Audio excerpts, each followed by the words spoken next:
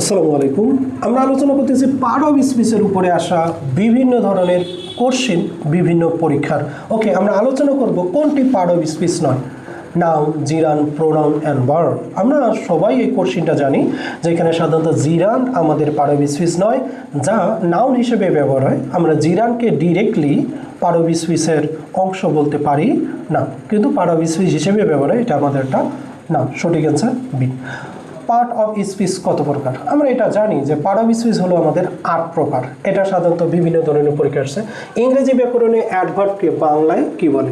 So ইংরেজি ব্যাকরণে বাংলায় অবশ্যই সেটাকে আমরা ভাব বিশেষণ বলবো, যেটাকে আমরা অব্যয় বলি। সো এখানে কি কি আছে? নাম বিশেষণ।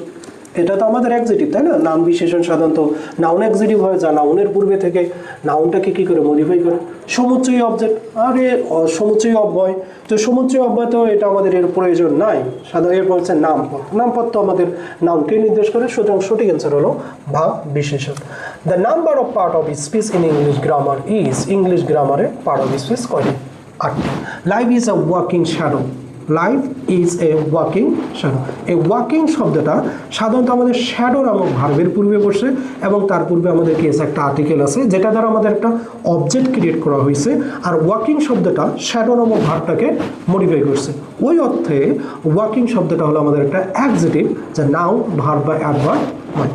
The patient is blood pressure. The patient's blood pressure was. The patient's blood pressure কি? So high to ignore, much higher to ignore, too high to ignore, more high to ignore. So সাধারণত সঠিক answer কোনটি? So এখানে অনেকগুলো বিষয় আছে। So high two এটা আমাদের কখনোই ব্যবহার হয় না। মাঝ হায়ার টু এটাও ব্যবহার হয় না, কিন্তু টু আমরা এটা সাধারণত ব্যবহার করি, যা একটা সিম্পল সেন্টেন্সের সবার পরিচিত একটা রুলস, যে টু এটা ব্যবহার হয়। আর মোর হাই টু ইগনোর এটাও আমাদের নয়। সঠিক অ্যান্সার হলো আমাদের সি।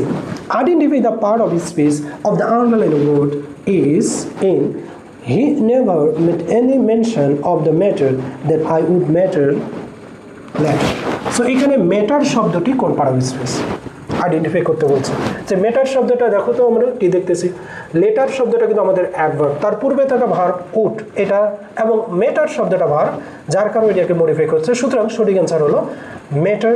এটা হলো আমাদের ভার্ব। নাউন হবে না, অ্যাডজেক্টিভ হবে না, অ্যাডভার্ব হবে না, সেটা কি হবে? ভার্ব হবে। কারণ ম্যাটার শব্দটা উড মডাল অক্সিলিয়ারি ভার্বের পরে প্রেজেন্ট ফর্ম আকারে ব্যবহার হয়েছে, এবং তারপরে একটা লেটার অ্যাডভার্ব ব্যবহার হয়েছে। সঠিক answer verb. Okay, thank you. দেখা হচ্ছে পরবর্তী।